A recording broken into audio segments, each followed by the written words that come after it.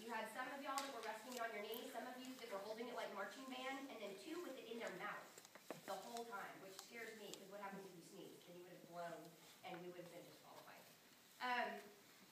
Let's see. Your feet and your fingers, like y'all were doing all the stuff that was on the page during the explanation, but you weren't going his tempo. You got to make sure that you're staying right with him, because he's trying to show you the exact tempo that he's going to take in the real thing, too. So make sure you stay right with him. And then the focus started breaking a little bit.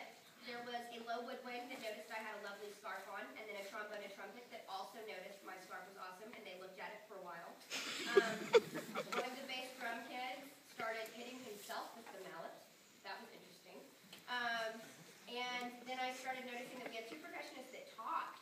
They could totally disqualify y'all for that, too. Y'all can't have a conversation while he's explaining.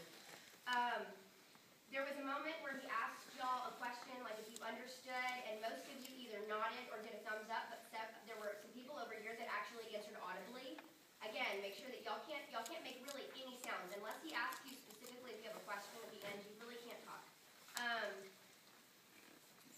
And then a couple of y'all started looking to make sure your parents were still in the room. So make sure that you're keeping that focus to the very bitter end.